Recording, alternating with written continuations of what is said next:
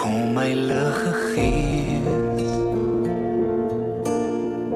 kom my ligge Gees,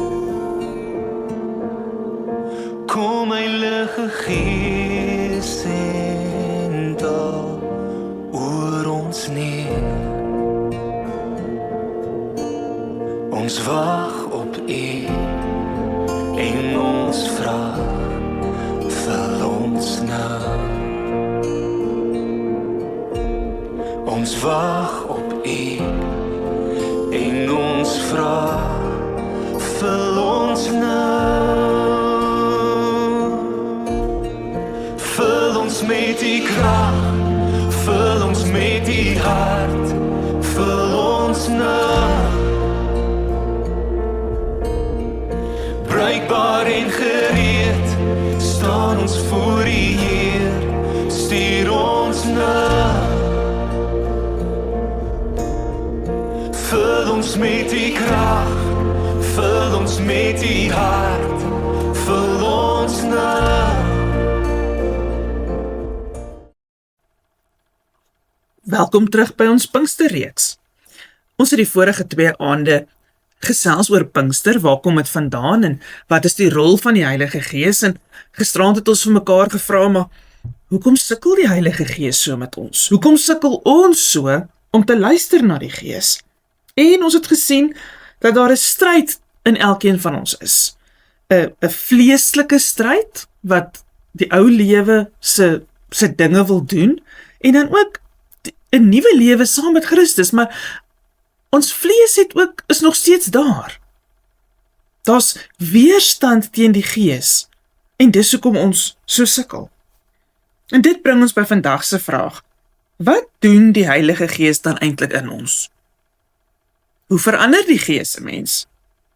Want, dit het ons ook gister vir mekaar gesê, baie mense dink die Heilige Gees gaan hoofsaaklik oor emosies, of oor spesiale ervarings, of oor dramatiese oomblikke. Maar volgens die Nuwe Testament het die Gees 'n baie dieper doel. Die Gees kom om Christus in mense te vorm.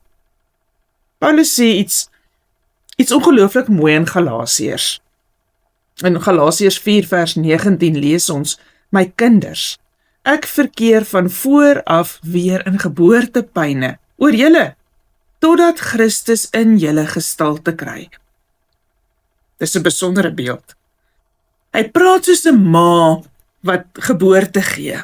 Hy sê, ek worstel oor julle. Ek het pyn oor julle.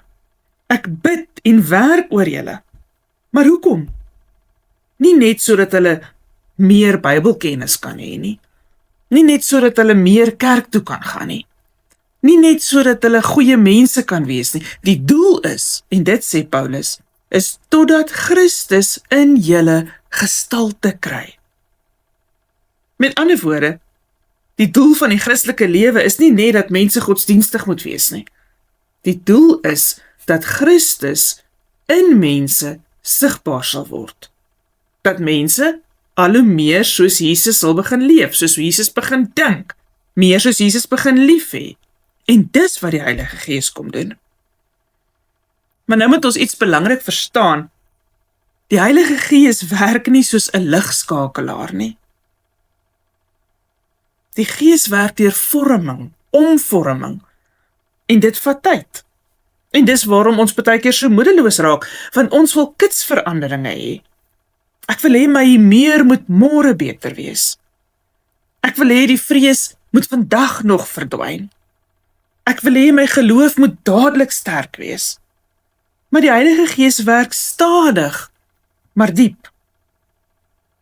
Paulus sê vir ons in 2 Korintiërs 3 vers 18, terwyl ons almal met 'n onbedekte gesig, soos in 'n spieël die heerlikheid van die Here aanskou, word ons verander om aan dieselfde beeld gelyk te word, van heerlikheid tot heerlikheid, soos dit van die Here, die Gees, kom. Paulus sê, ons word verander. Nie eers eendag in die hemel nie, nou reeds. Maar dis 'n proses, stadig, van heerlikheid tot heerlikheid. Dit gaan nie oor oppervlakkige veranderinge nie. Die Gees wil binne in ons werk. Hy wil verander hoe ons dink, hoe ons reageer, wat ons begeer, hoe ons mense behandel. Dit gaan nie oor vinnige verandering nie. God is geïnteresseerd in volwassenheid, in geestelike volwassenheid. Paulus praat van die vrug van die Gees. Die vrug van die Gees daarteen is liefde, vreugde, vrede, geduld, vriendelikheid, goedheid, getrouheid, sagmoedigheid en selfbeheersing. Ons ken dit almal. Maar Paulus praat van vrug, nie van iets wat in 'n fabriek gemaak word nie. Nie iets wat jy vinnig bymekaar gooi en jy het 'n kitsresep nie. Dis nie iets wat oornag gebeur nie. Vrug groei en dis 'n proses. 'n Boom druk nie sy vrugte met geweld uit nie. Dit groei natuurlik wanneer die boom gesond en lewendig is. En dis Paulus se punt. Die Christense lewe gaan nie oor probeer harder of tree beter op nie.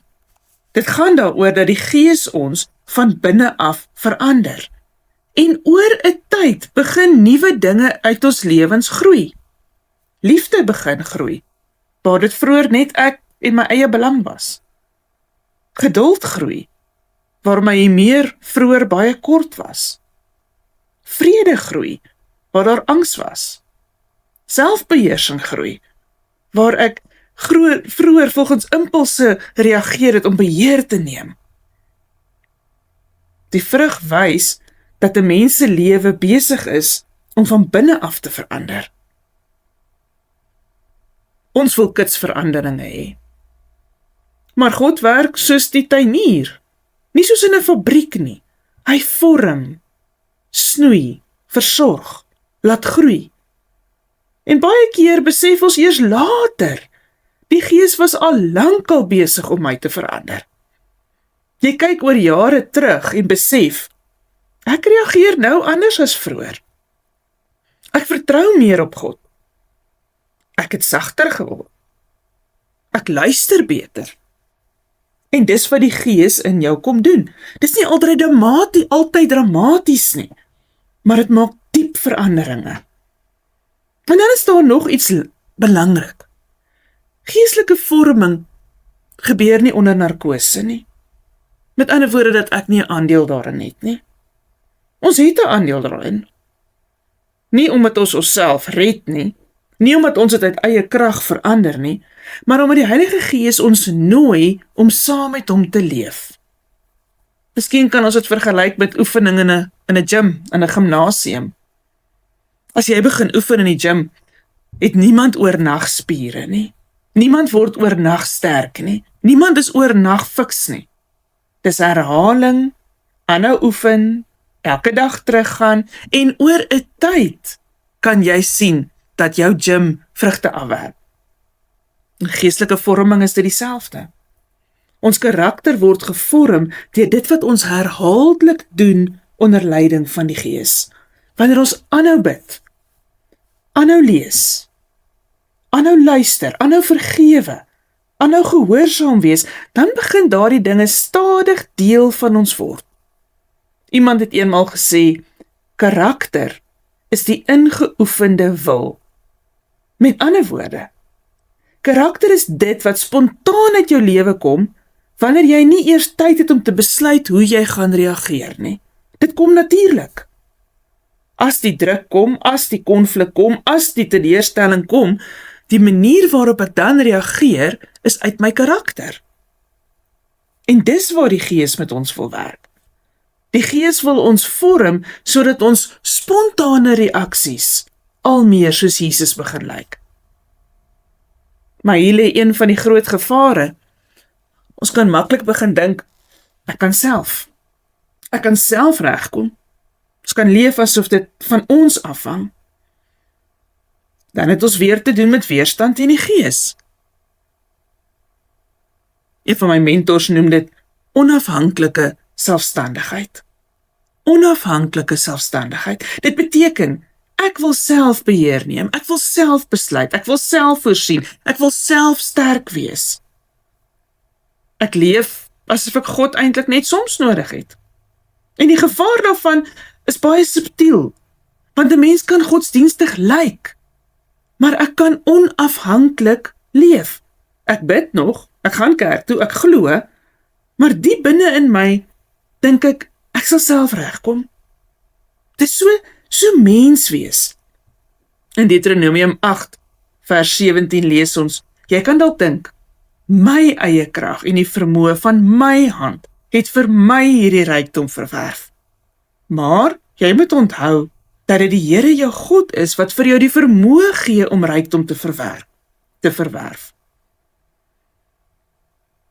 Dit is ongelooflik hoe modern hierdie teks vir vandag is, want in ons kultuur leer ons, wees onafhanklik, sorg vir jouself, beheer jou lewe.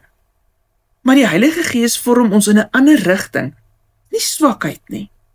Dis nie passiwiteit nie, maar dit is afhanklike selfstandigheid. Met ander woorde, dis mense soos Dawid, mense soos Job. Hulle leef verantwoordelik.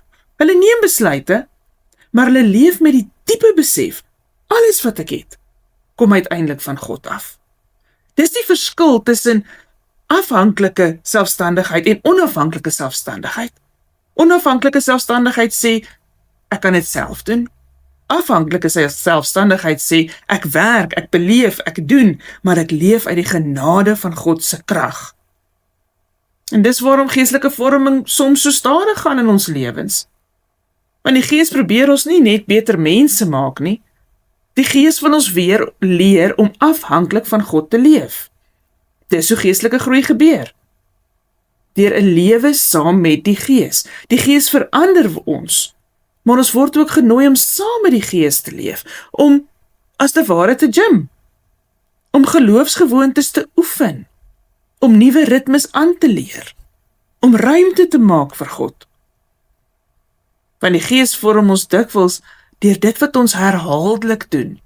En dalk is dit die grootste wonderwerk van Pinkster. Dit gaan nie net oor wind en vuur nie, maar oor gewone mense wat stadig oor 'n tyd meer soos Jesus begin lyk.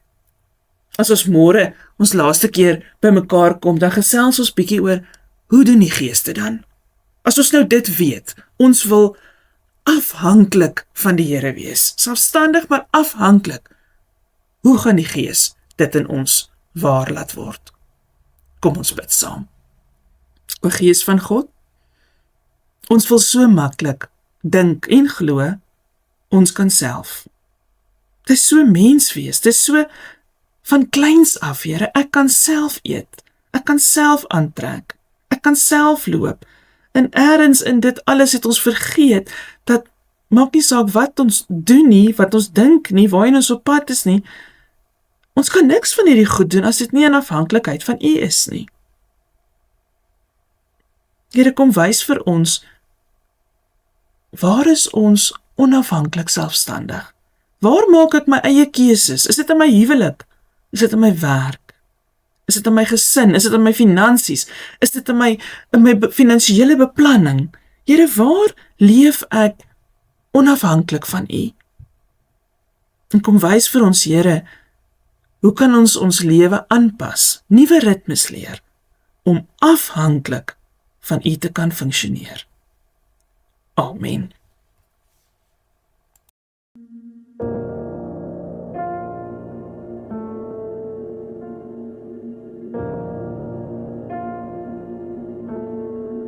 Kom Heilige Gees, kom Heilige Gees, kom Heilige Gees en daal oor ons neer. Kom Heilige Gees, kom Heilige Gees. Kom Heilige Gees en daal oor ons neer. Ons wag op U en ons vra, vul ons nou. Kom Heilige Gees, Heilige Gees. Kom Heilige Gees en daal oor ons neer. Ons wag op U en ons vra, vul ons nou. Ons wag op U en ons vra, vul ons nou. Vul ons met U krag, vul ons met U hart, vul ons nou. Bruikbaar en gereed, staan ons voor U Heer, stuur ons nou. Vul ons met U krag, vul ons met U hart, vul ons nou. Bruikbaar en gereed, staan ons voor U Heer, stuur ons nou.